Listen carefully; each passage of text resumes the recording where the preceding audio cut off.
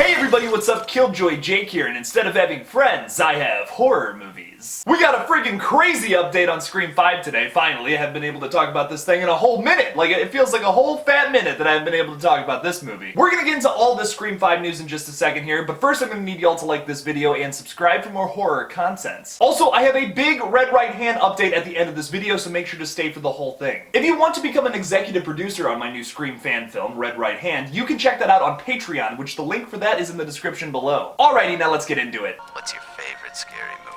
Well, I'm Pennywise, the dancing clown. Oh, no, not the beast! Not the beast! You son of a... God, don't do that. But sometimes that is better.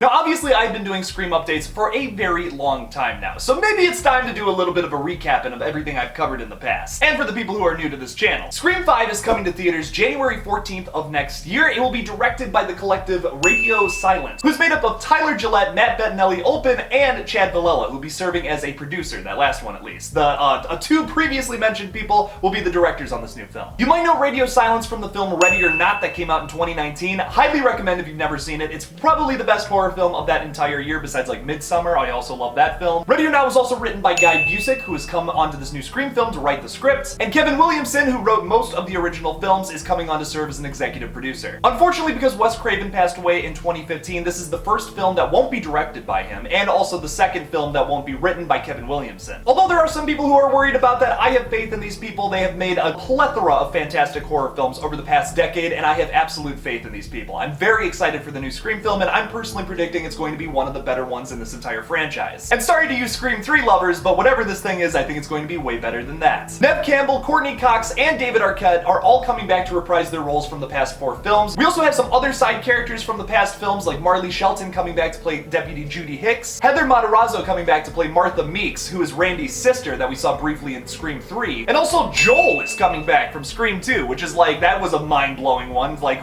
no way, I can't believe you fit him into the script. That's awesome. He was a great character in Scream 2. I'm excited to see him come back. Currently, there are a lot of Scream fans who are like slightly worried about the film getting delayed because there has been like absolutely no marketing for the film whatsoever. But as I most recently covered, we will most likely be getting some kind of trailer or like a behind-the-scenes featurette on October 10th when the original film gets re-released in theaters, which, let me tell you, I bought my tickets for a long time ago because I am very excited to see that trailer and also to see the original Scream in theaters. I was too young. Unfortunately, I was -2 years old when the original Scream came out, so I'm very excited to see that on the big screen. It would make sense to release the Scream trailer then as well because Halloween Kills comes out the following Friday, and people who are fans of slasher icons want to see more movies about slasher icons, including Ghostface. So if they're gonna go see Michael Myers, they're probably gonna go see Ghostface in January as well. So it would make sense to release a trailer for the new Scream film on that same week, but if they don't, we might start getting worried about a possible delayed release. Fingers crossed that doesn't happen, knock on wood.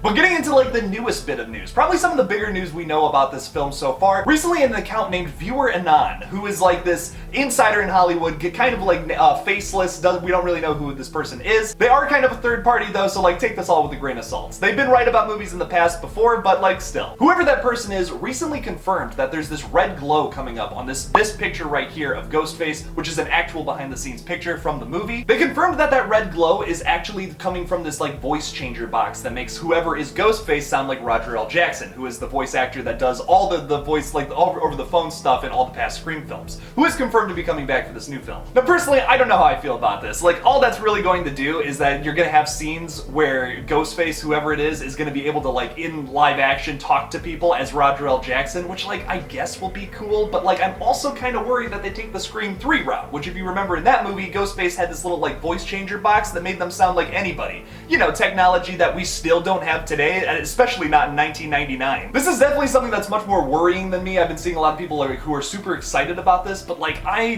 don't, that's one of the biggest things about Scream 3 that ruins it for me. I think that is a really stupid like ability, especially just because it doesn't exist, and like the whole Scream universe is supposed to take place in like the real world with real people who experience horror movies, and they're like, oh, I can survive a horror movie easy. I've seen so many slashers in the past, but that doesn't save them. That is what's so scary about that original original Scream and most of the sequels, and that kind of takes away from the real world aspect of these movies, even though these films can be very silly and comical at times, especially in Scream 3. What I'm really hoping for in this new Scream film, though, is that we can go back to the feeling of that original film. I feel like the sequels just don't quite capture what is so great about that original, and that is exactly what I basically just said. We have some great characters who are very real and realistic, like especially to the time. You have very realistic characters who recognize that basically the past 20 years of horror has just, it's gotten stale, because they've just been doing the same thing over and over again with slasher films. I think if you're gonna make this new Scream film fun and interesting again, just like you did in 1996, you gotta have characters that recognize the state of horror, like where it is right now, and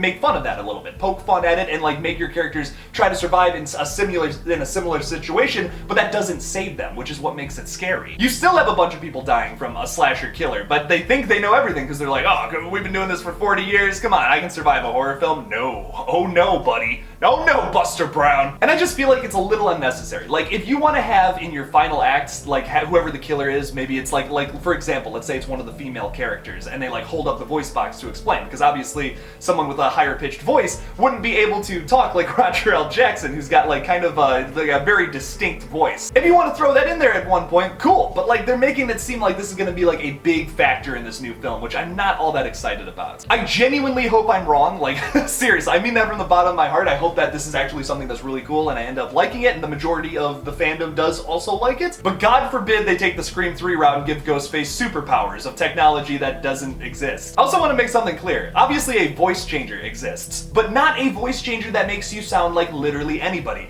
I've made this argument in the past and people are like, oh, voice changers exist, you can get an app for it or whatever. No, I'm talking about specifically a voice changer that can make you sound like literally any person in the entire world. That does not exist, you cannot find that. Go ahead, look it up.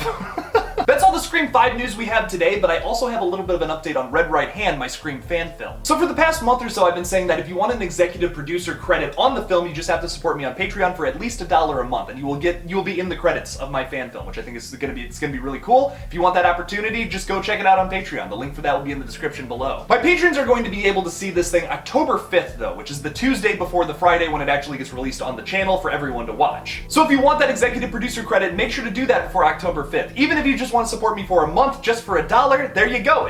Your name is in the credits. You have supported my film in some way, shape, or form. Also, if you're a patron of $8 or more, you get to see my Halloween Kills filming locations video a day early this Thursday. So maybe consider that as well while you're there. Also, now that my movie's done, I'm going to be working on the weekly bonuses that patrons get to get at all the different tiers. You'll be seeing a lot more of that if you want to stick around over on my Patreon. So make sure to check that out. So are you guys excited for Scream 5? Do you like this whole voice changer thing? Maybe you completely disagree with me. Leave me something about it in the comments below. Also, if you're excited about Red Right Hand, leave a comment about that. Thank you all so much for watching my new Scream 5 update. Don't forget to like this video and subscribe for more horror content. Red Right Hand comes out October 8th. Make sure to check it out, as well as my Halloween Kills locations video, which comes out for everybody this Friday. It was a long drive to Wilmington, and it was a lot of fun. I have so many stories to tell y'all. Make sure to follow me on Twitter, Instagram, and TikTok. Just look up KillJoy Jake and I'll come up. Like I already said a million times in this video, support me on Patreon to become an executive producer on Red Right Hand, and also you're getting a whole bunch of perks real soon, so you might want to stick around. Check that out, the link is in the description below. Thank you all again for watching, and as always, don't forget to kill it out there, y'all.